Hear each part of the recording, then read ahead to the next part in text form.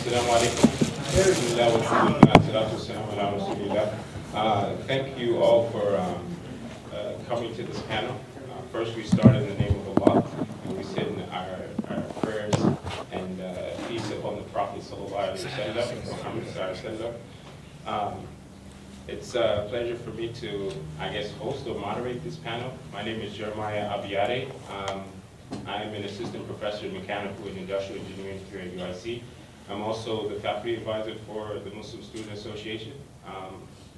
Some of you guys I know, but it's a huge MSA. So I don't know a lot of you guys, and forgive me if I ask you your name multiple times. I'll try my best to remember you guys as quickly as possible. I'm also a convert. I was on this panel last year, and I think it's refreshing to actually hear from other voices. So I think if you guys are ready, we can just dive right into it. We have a couple of questions that we'll ask our panelists, and then we'll try to reserve some time for questions from the floor. I know that you guys might have a lot to share. We have 6 panelists. We have a limited time, so we'll just ask you to try to keep your comments brief so that we can have input from as many people as possible. So the first question I want to ask all of our panelists. First question I want to ask all of our panelists is just give us a little bit of overview of your background and how long you've been with us. Okay, so my name is, Assalamu alaikum. My name is John Smithers. I'm a PhD candidate in the Department of Sociology here at the University of Illinois, Chicago, and I've been a Muslim since October 6, 2012 is whenever I took my Shahada here at UIC in the library. Assalamu alaikum wa rahmatullahi wa barakatuh. My name is Ryan. I just wanted to say a little bit of my background. Growing up here after 9/11, things like this, I was in the army for 6 years. I always had like really negative views of Islam. Astaghfirullah. But and I had no desire to become religious until I met a Muslim family, and I was deeply affected by their moral values, the discipline, and the family structure. And subhanallah, this is just a little bit about me. Subhanallah. Assalamu alaikum everybody, my name is Mikael, you guys can call me Mika. I'm a convert from Argentina. I was born and raised in Argentina. I was baptized in Argentina. I'm a junior and studying biology, pre-med in UIC here.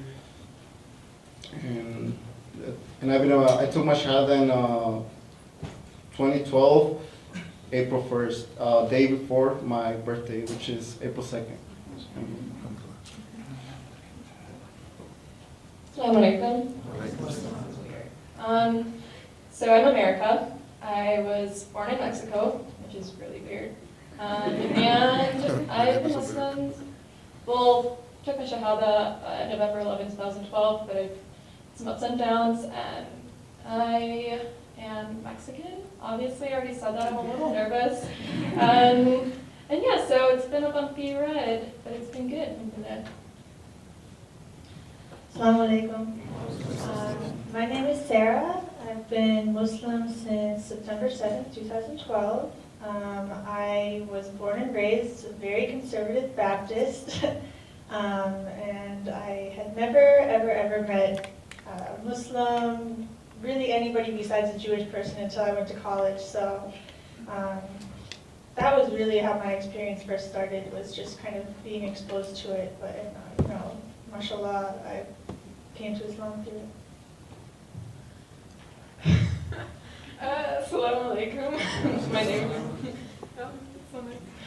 My name is Marielle. I took my Shahada, May 16, 2013, so I guess I'm the newbie, the baby.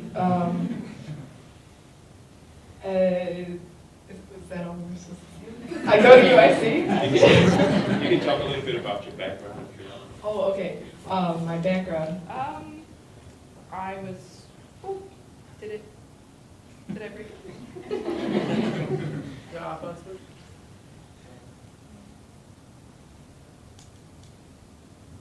okay. No, you know what? I'll just talk loud. So I'm Puerto Rican. I can do this. Part of the background. I'm raised Catholic. Took my Shahada down in Bridgeview. Actually, that mosque family knows it.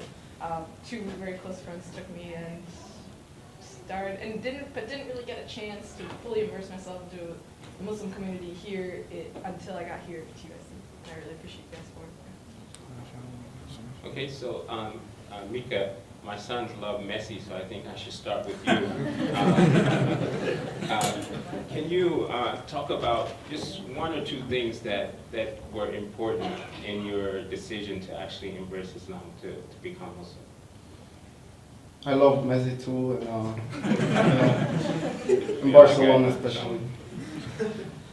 So two things that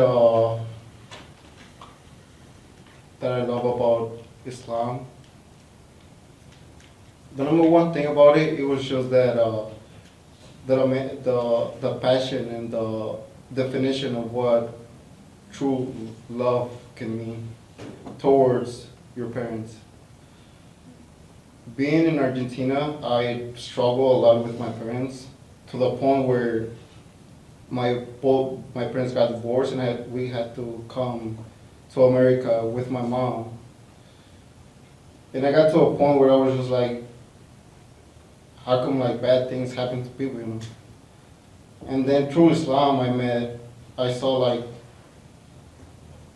many different views of how people can share and love each other throughout our religion, but mostly how women are respected in Islam.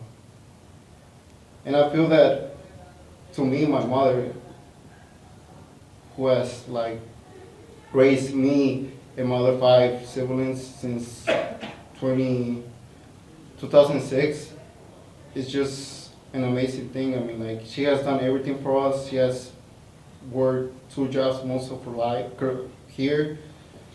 And I feel that Islam just puts women, especially our mothers, like on top of everything. It says that the heaven lies above them. Like, what else can you expect from another religion that says something like that? And I feel that that was one of the first things that I love about Islam. And then the second thing about Islam that I love, it was just the different diversity that Islam had. I had different point of views of how Islam was so hated, because mostly Argentina is 93% Roman Catholics, and there's not a lot of Muslims. So I would say that I'm like not unique, but in some way, like, you don't meet a lot of Argentines that are Muslims. And I feel that with Islam, it taught me like to learn how to be compassionate, loving to other people without like actually, like if I don't know somebody, he has taught me in a ways to see them as my brothers and to not wish them nothing bad, you know. Like I see this, like when I say to somebody, Assalamu alaikum, I feel the joy of wishing them nothing but peace and wishing them the best. And I feel that Islam has taught me a lot of things. And one of the 2 things about it was just the amazing love that we give to our mothers. And the other one was the amazing love that we share, brothers and sisters, and that we are all equal. Thank you. I should have said in the intro, as a disclaimer, you guys can ask whatever question you like, but we reserve the right to refuse to answer whatever questions we like. So if there's any question that's uncomfortable, feel free to just pass the mic or defer the question. Sarah, you mentioned that you had not really come into contact with Muslims before coming to college. So can you comment on what was it about this interaction with Muslims that actually encouraged you to embrace Islam? So like I said, I grew up in a very conservative, small, really overwhelmingly Christian Baptist town. There was one Jewish family at my school, and that was the only other religion that we really had. So my first exposure to Islam was just, what was on the news. I didn't really have like an opinion, positive or negative, about it, but it was just kind of all I really knew was what was on mainstream media. But when I came to college, I was going through a period, I was struggling with my faith. I was really just kind of looking for more than what my religion at the time I felt could give me. And I worked in a lab with an Iraqi girl, and she was just, we became very good friends, and I was really taken by like her, I guess just her warmth and her willingness to help me with whatever I needed. And as I was going through this kind of period of questioning my own faith, I started asking her about hers. And she started to, this was during Ramadan actually, a couple of years ago. So she actually invited me to go to the mosque with her, and I met other people there. And I was just really, really overwhelmed by this community. Just, there was just such an overwhelming sense of compassion and love within the community, and so many people who were just willing to, tell me about their faith and tell me about how it has made them a better person and how it has improved their lives. And the more I learned about it, the more it really felt like this was the right path. And I guess the big thing that kind of pushed me to make my final decision that like, okay, this is the right path for me, I'm going to convert, was I met a woman who told me about a dream that she had. And as a Christian, one of the things that I struggled with was kind of letting go of, the Christian, I guess, love and submission to Jesus. So that was the thing that I struggled with before. But this woman told me about a dream that she had. And she said, in this dream, I spoke with Jesus, and I walked with him, and he was telling me, things about the world and things about life. And she said that she asked him, is this the right path? Am I going down the right path in my life? Is Islam the true religion of God? And she said that he told her yes, and that she should be at peace because this is right. So that, I guess, was a really powerful moment, a really powerful story for me, which I guess put me on my path to conversion. Thank you. America, you kind of touched on the fact that you had some ups and downs as a new Muslim. Can you kind of elaborate on that if you're comfortable to? What are some things that were difficult for you that non-converts might not actually think might be different? Okay. Well, when I took my Shahada, I was very certain of the fact that I wanted to be Muslim. But shortly after, like, the hype goes down when someone converts, there's all this hype around, the new convert, and there's all this support. And then you kind of reach a point where you realize that you're going to have to shift your life completely, like, the other way. And that was difficult for me coming from, I guess I was Christian prior to converting. I wasn't a very practicing Christian, but I tried very hard. And that was a very new thing to me. I pretty much was atheist agnostic my whole life until I was like 17. And then, I was Muslim. I took my Shahada when I was 19. So that was a big deal for me. But the thing that hit me about 2 months after my Shahada was the fact that I kind of hit a point in my conversion where it was like having an identity crisis. And it sounds funny, but it's actually really scary and overwhelming because you realize that you have to give up all these things that you didn't ever think you'd have to give up. I have a group of girlfriends coming in to college, and we all thought we were going to have a very different college experience. And here I am, like, I got stuck with a Muslim roommate my freshman year, and I'm still her roommate. And it was difficult for me to accept the fact that I wasn't going to be like the group of girlfriends I had my whole life. And I wanted so badly to be a Muslim, but I also had a very hard time letting go of the fact that I wouldn't be who I thought I was going to be. There's a lot of things within my cultural identity as a Mexican that I had to let go of. We're very touchy-feely, vibrant people. There's a lot of music. Pretty much all our food is pork. That really sucked at some point, but now it's like, it's fine. My parents are very supportive. And, they go out and buy like soy chorizo, which is actually really good. But I think the biggest struggle for me was that once I hit that point with this identity crisis, I kind of broke down and I isolated myself from the community to the point where I didn't even want to be considered a Muslim, right?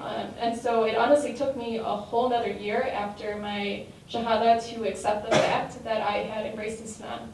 And that took a long time. And I think that's something that a lot of non-converts don't understand, is that perhaps, some Muslims are very, some converts have it a bit easier, or, it's not to compare, but they can, set on the path right away. But for others, there is that point which can take years to let go of a lot of things that they struggled with previously. And that's something that I think we should all kind of understand, and we should all be a little bit merciful with our judgment, and with the fact that we all have things that we have difficulty with. And, just because we're converts doesn't mean it's, it's anything super special. We just need a little bit extra help, a little bit of understanding that it's a complete psychological shift. And that's something that I think we should all understand about it. John, can you comment on that? Something that was difficult for you, or might still be difficult for you? Yeah, well, yeah, so I got a loud mouth, just a loud voice. One thing that, like America mentioned, the change of diet was a huge thing. My family, I'm from a Slovak, Hungarian family, and almost everything my mom makes is pork related. Like every possible combination of pork you can make of, she makes. And so that was really difficult. Because being raised in a specific diet, it's difficult to change, and living, I think my biggest struggle is the fact that I live by Muslim, or I live in I am, the only time I'm around Muslims is here on campus and during Jummah. That's it. And whenever I leave campus, whenever I leave home, or whenever I leave and I go home, and it's all Christians or Catholics or Baptists, or and it's really difficult. I guess just not having really Muslim friends to hang out with. I live for one. I live really far away from campus, like 100+ miles from campus. So I guess the biggest difficulty is just being a Muslim and not hanging out with any Muslims, and trying to still maintain the Sunnah and maintain my 5 daily prayers and all this other things, without having someone there to push you. When a lot of my friends here, we all hang out with each other. You leave campus and you go and hang out with each other at the house or at the masjid or wherever you go, and you have others to remind you or to shove you or push you or to be like, hey, it's time for prayer. I don't have that. And I'm constantly like fighting with myself. Like yesterday, Brother Ahmed talked about when he talked about jihad and the jihad with yourself, your nafs, your desires and your physical self. I'm constantly struggling with that because I just don't have that support that maybe you guys might have whenever you leave and go home. So you leave and you go home to a Muslim household. I leave and go home to a Catholic household. And so it's completely, totally different. So Ryan, you mentioned that you had a little bit of animosity towards Muslims. You served in the military. Where did you serve? Did you go overseas, or were you? I was in the Army for 6 years, but I pretty much served stateside the entire time, so I never deployed. Okay, so the question that I have is what was the factor that allowed you to get over that animosity and actually embrace this Muslim family that you talked about? Now you're sitting here with the thobe and kufi, mashallah, nice beard. What were the factors that allowed you to get over that? Alhamdulillah, it was very simple actually. I was always like a strong seeker of knowledge. I read like so many different books on different philosophies and so on and so forth, and I never even contemplated Islam. I was in the Army, so it was my 9-to-5 job or 6-to-6 job. But subhanAllah, and so I just went with the flow. That's what I was doing. That's what, I felt like I signed up to do, is defend this country, and I just bought into it. I guess I really didn't think about it all that much. And I always questioned the government and things like this, subhanAllah. And so when I actually met this Muslim family, subhanAllah, once I found that they were Muslim, I went to Facebook and all these different things that I saw, like friends posting about Islam, about radical Islam and terrorism and so on and so forth.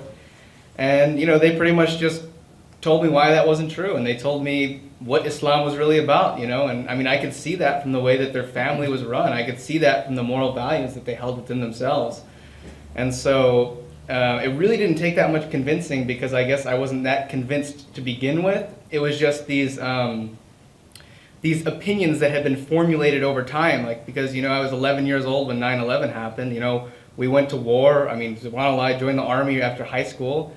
And these things just, you know, they formulated and they just like stuck into my mind. And so these, you know, it's not like I was going out and, you know, protesting against Muslims or anything like this, but, you know, I just had those opinions and they were pretty easily actually contradicted, subhanAllah. Okay, Mario, new question.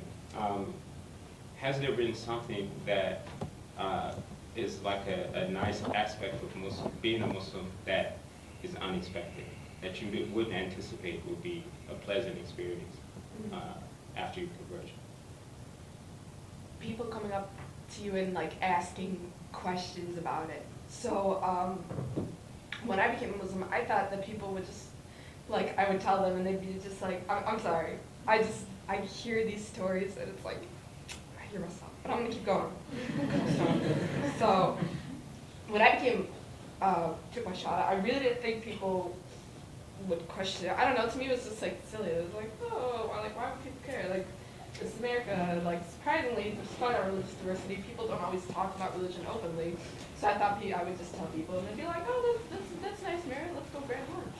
But actually, people, once, I feel like I had to really know my stuff, because once I converted, people are like, oh, why? Wait, do Muslims do this? Is it true that they, and I was like, oh my goodness, like, do people really not know this much about Islam? And people, I think some people might think that overwhelming, but you have to understand, I want to be a teacher, so I really like educating other people, so I think it was just like another opportunity for me to kind of set the facts straight for people, and I really like that about it, that putting out a good perception, because even when I got to college too, and I didn't tell my group of friends that I have, they're mostly Christian, Roman Catholic, here that I have, that I converted, and then when I did, they all just kind of like, oh, well, can you like tell us more, like, what is all this? And we actually get into like really good conversations, and I feel like because of that, and because of me, they have, first of all, a view of Islam in general, because some of them didn't even know, like, okay, like they would be like, oh, so what's the difference between a Muslim and an Arab? What's the difference between a Muslim and Islam? And I like, what is a Muslim? Like,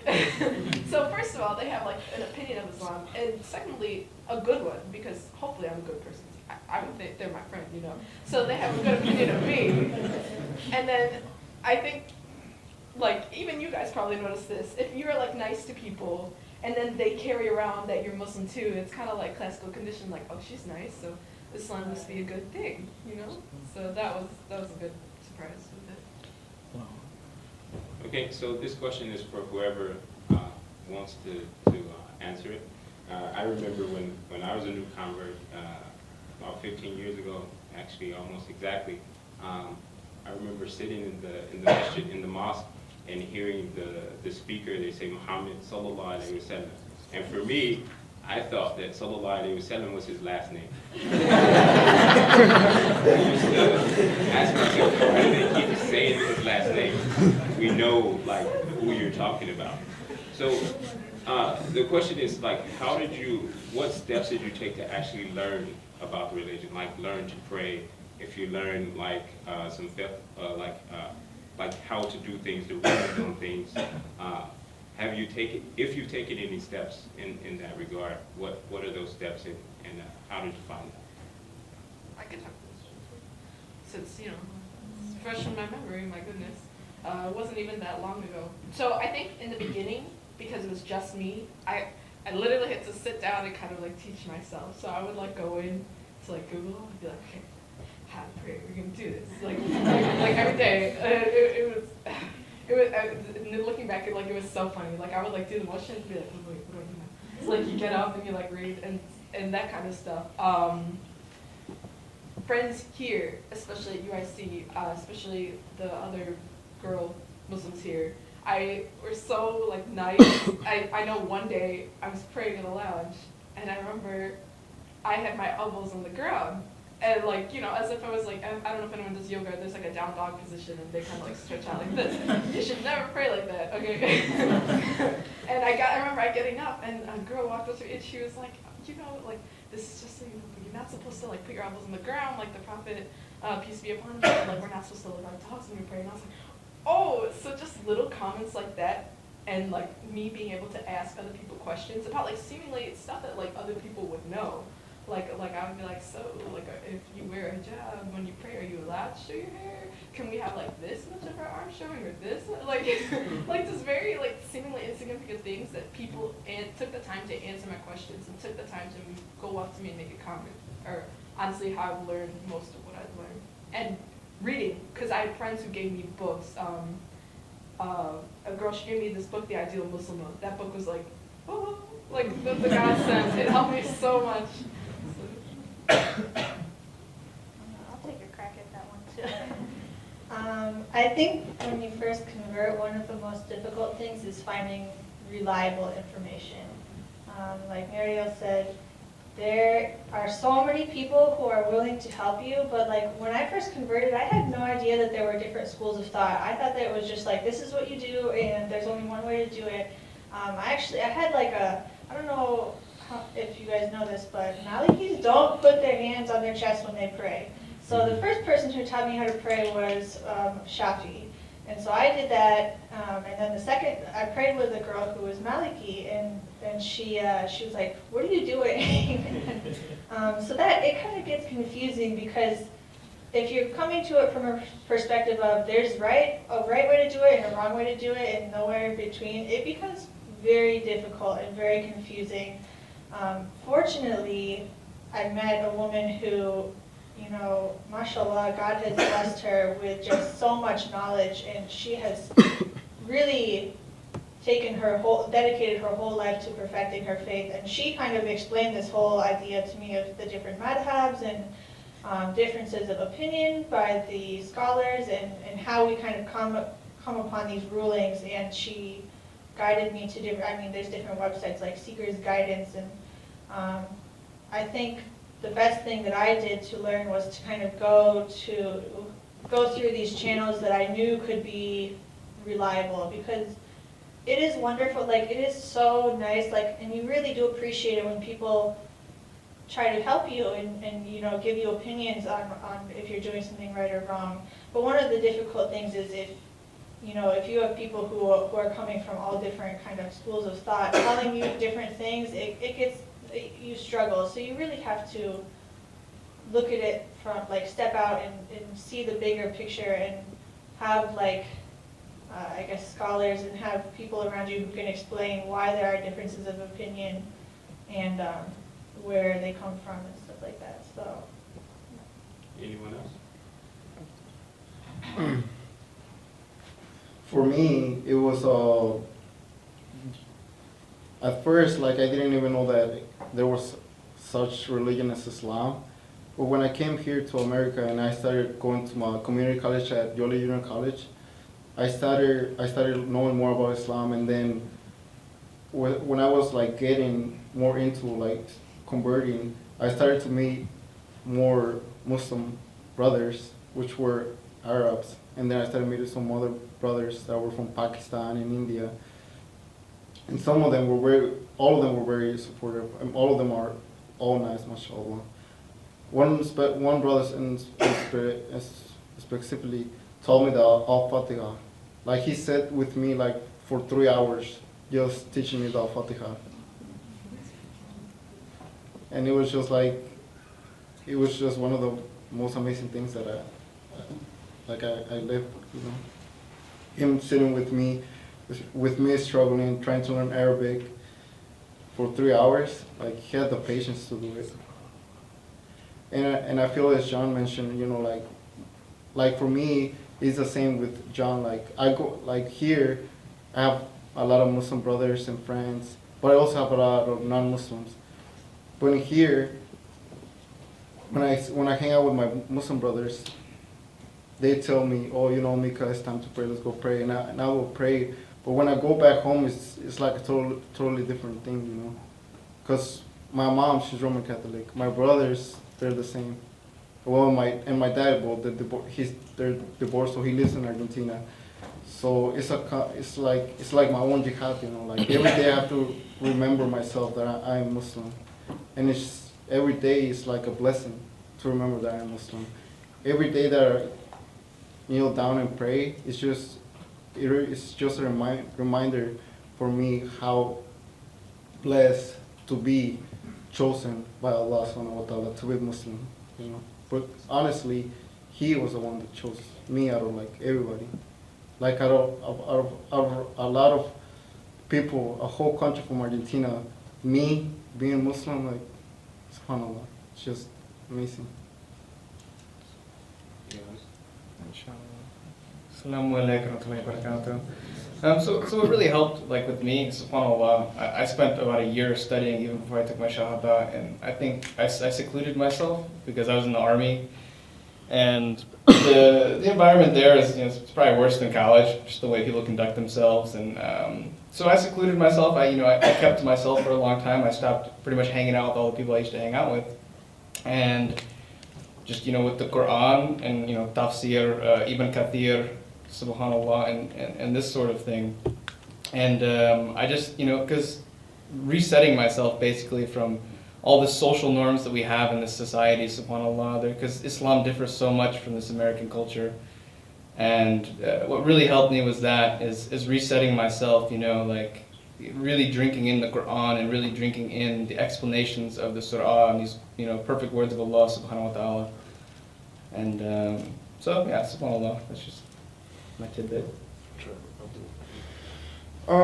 So whenever I first became Muslim, I was here on campus, and so one thing that I used the internet, of course, and YouTube was essential in helping me learn so many different things about Islam, and it was really difficult because at first I had to sort through the extremely conservative stuff with the extremely liberal stuff, you know, to try to find a nice middle path of scholars to listen to, Numan Ali Khan and you know, Hamza Yusuf and these scholars. And one thing that nobody's mentioned yet, though, that I've been recently doing is that's been helping me tremendously is attending workshops and attending an actual Islamic studies program. And I'm attending Darul Hikmah in Westmont, and it's a new program. It's a small program. It's a you know, and it's allowing me to, you know, delve deeper into the religion and into the hadith and into the science of hadith and stuff like that. That YouTube and lectures and stuff like that just can't provide. So actually going out of your way and going to the masjid and seeking out scholars to sit down and to learn from. Alhamdulillah, that's been my you know, the best thing for me so far. I think I've asked a bunch of questions. You guys are welcome to ask questions if you like. It's for, I'm sorry, I forgot your name. Me? Yeah. Sarah? Okay, you were talking about your struggle, letting go of your submission to Jesus Christ. Thanks, and I just wanted to know how your view changed, both in terms of like what changed and what remained, your ideas. Okay. So I guess just to give you a little background in case you don't know, so most Christians believe that Jesus Christ is the Son of God, that He was crucified, that He was that God literally raised Him from the dead, and that He is now alive. They believe that. And they believe that He has given them like salvation.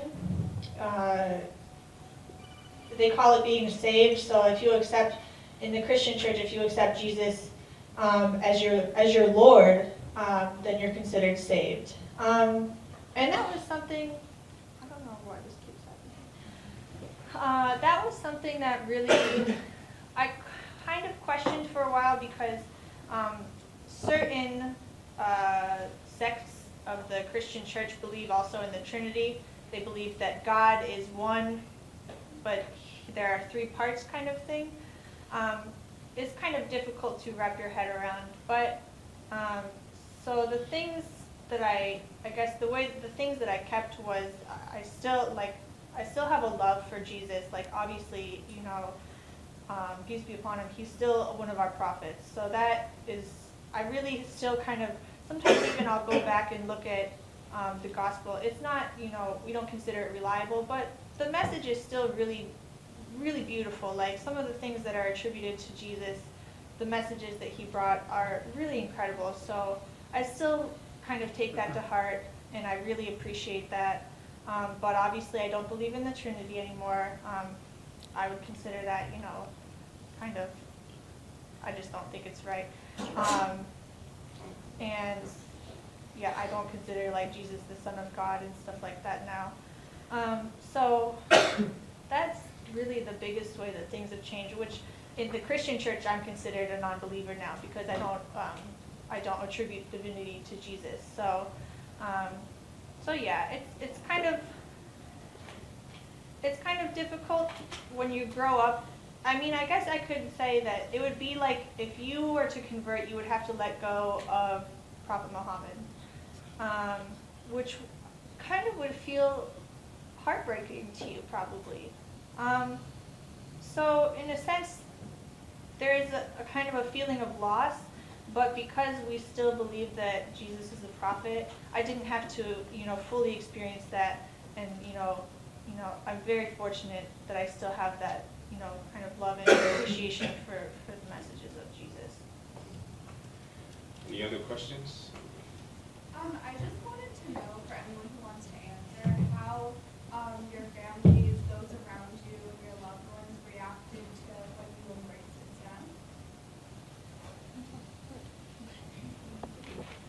At first, they were pretty supportive. My parents are actually divorced. And so my mom was pretty good with it until I kind of reached that point where I was reaching that identity crisis stage. And I think that was a large part of it because there were a lot of things said. My older sister, she's very intelligent. She's goes to Berkeley getting her PhD, and she's very anti-religion. And so a lot of what she was speaking, my mom believed her more because she is the golden child. And so it was difficult in that aspect for my mom to kind of accept a lot of things. My dad was very supportive. I'm really close to my dad, like especially after they divorced. So he was always really, really supportive from the start. Even when I isolated myself and I would say like, I don't even know if I want to be Muslim, like all these things.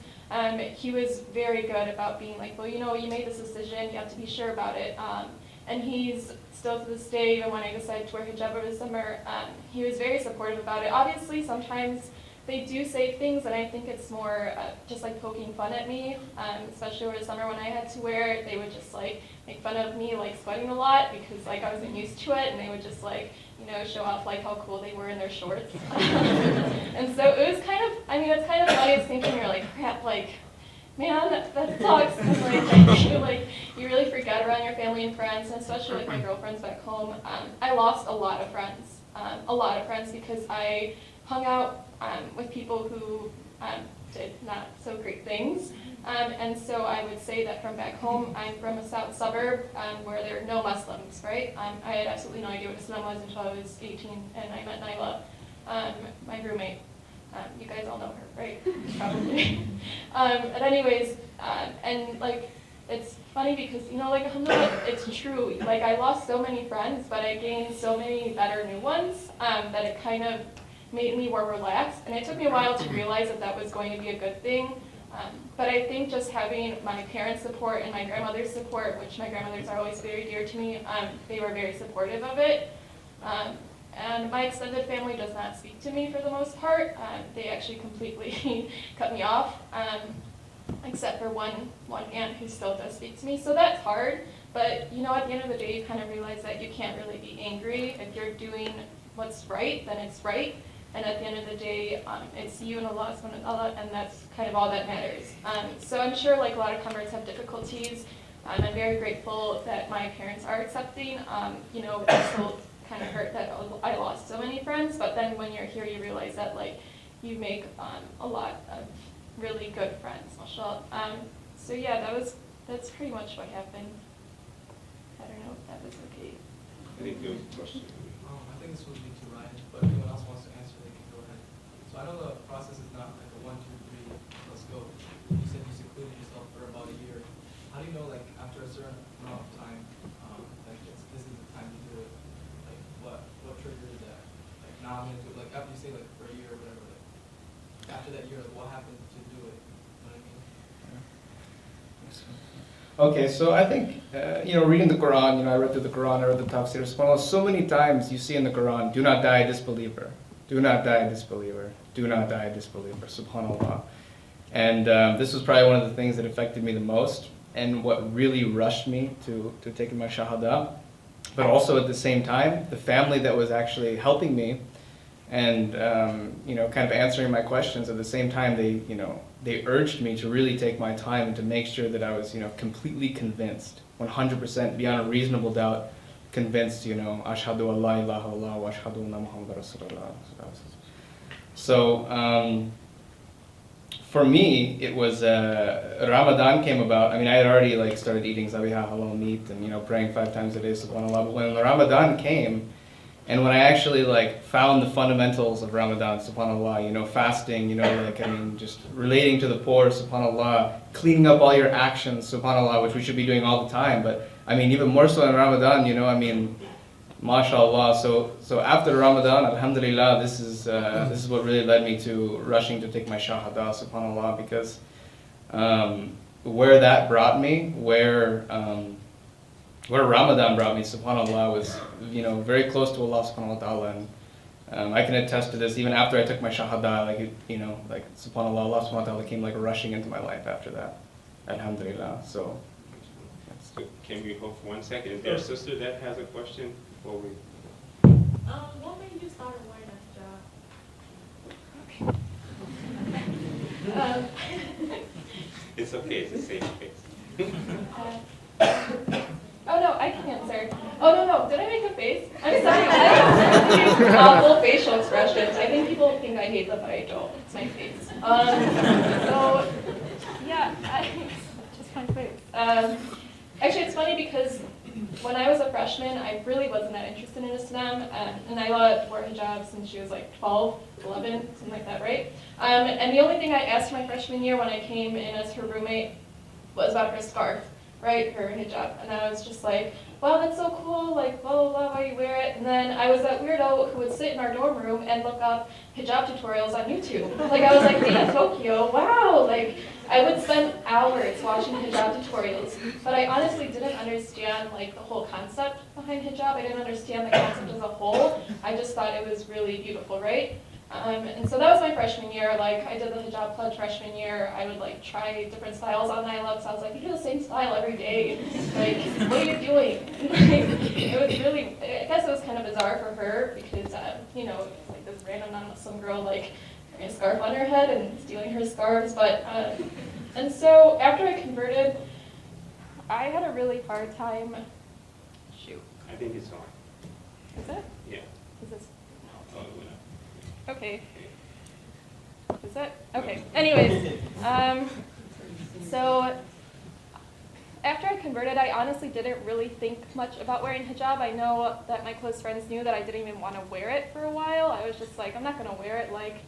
It's too difficult for me to wear it.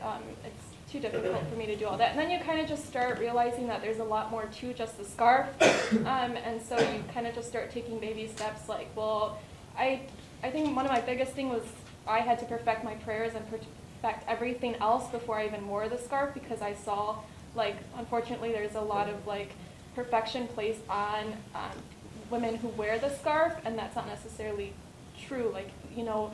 The piety shouldn't be attributed to just what you wear. And I had a really hard time, being I'm going to wear it, but I'm still going to believe this, because I didn't like people looking down on sisters who wore it or who didn't wear it.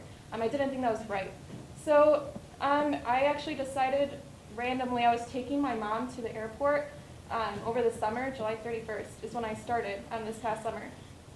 And I remember when I go home, I can't wear hijab, mostly because I live in a not so great area, and I'm not completely comfortable wearing the full scarf, so I just wear a beanie and my scarf around my neck. And so I remember I was driving them, and I was moving into my apartment here in the city the next day, and I was like, I'm just going to wear the headscarf.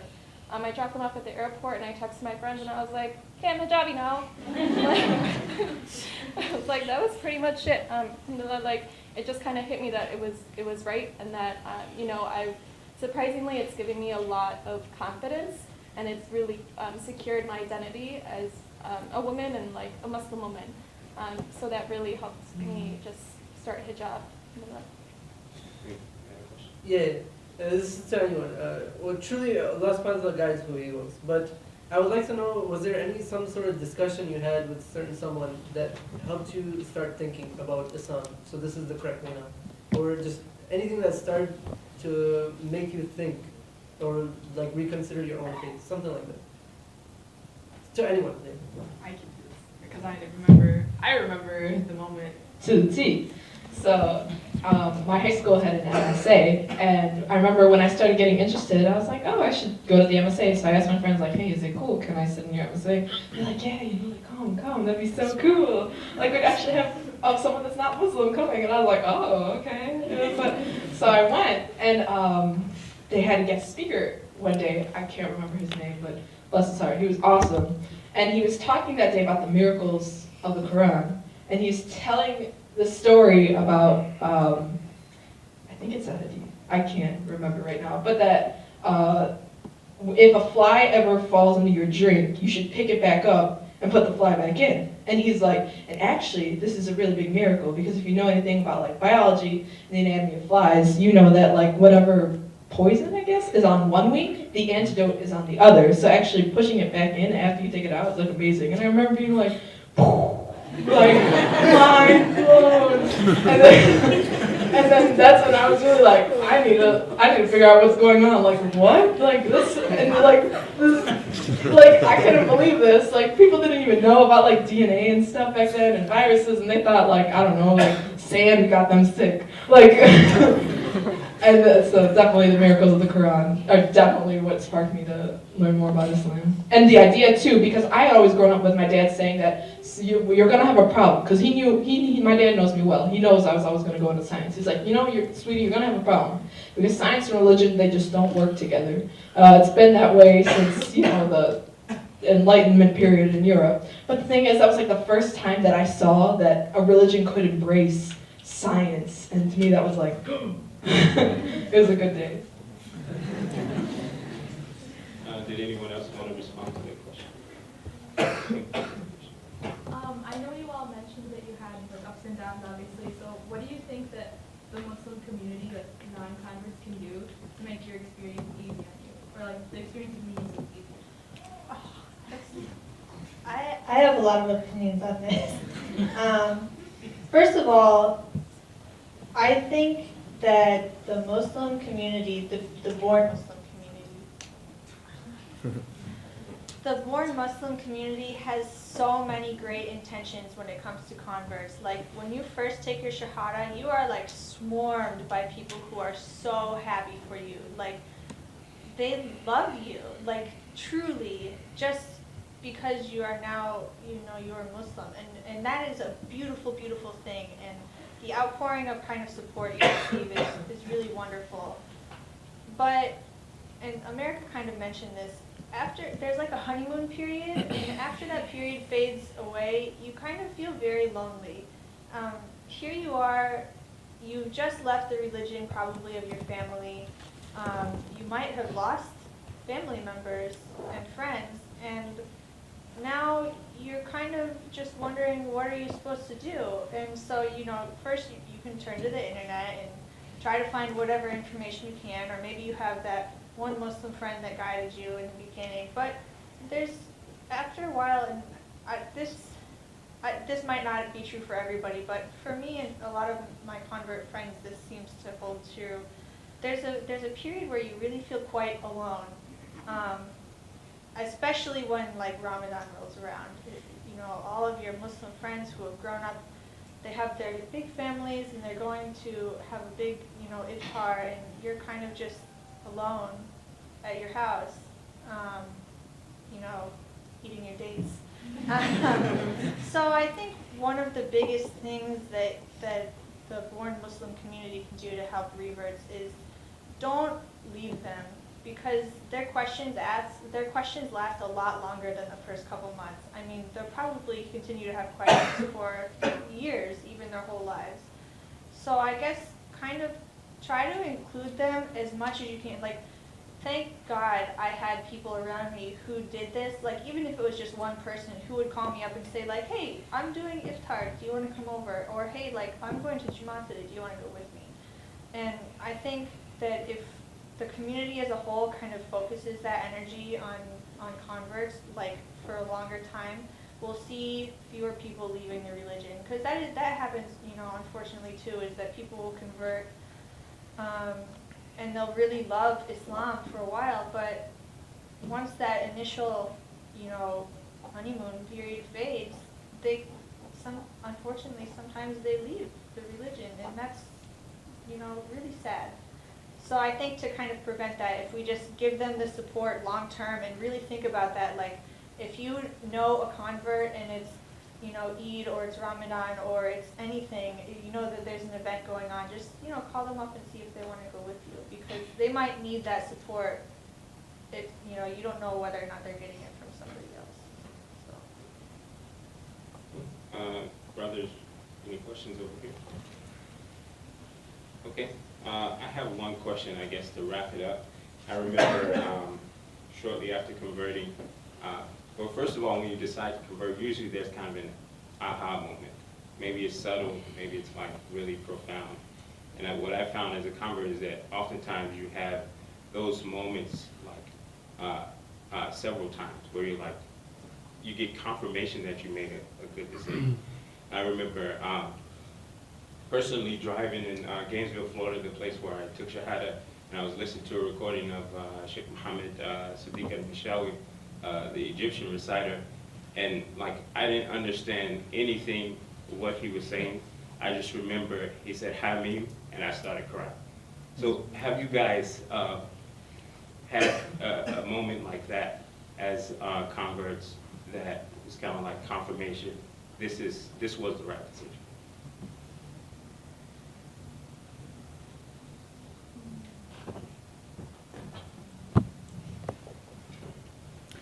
I think like the sister was saying about like the miracles of the Quran, the scientific like evidence behind a lot of things, a lot of the hadith of Rasulullah sallallahu alaihi wasallam, a lot of the miracles in the Quran that, you know, could not have been proven in those times. SubhanAllah, I've heard many stories of archaeologists who you know, took their shahada because of like findings, you know, like the Pharaoh's body like in Egypt, or SubhanAllah, like, you know, dipping the flag, and how, you know, SubhanAllah, how would they know these things? So I think a lot of those things really just confirm my iman a lot of times, you know, SubhanAllah, and my belief.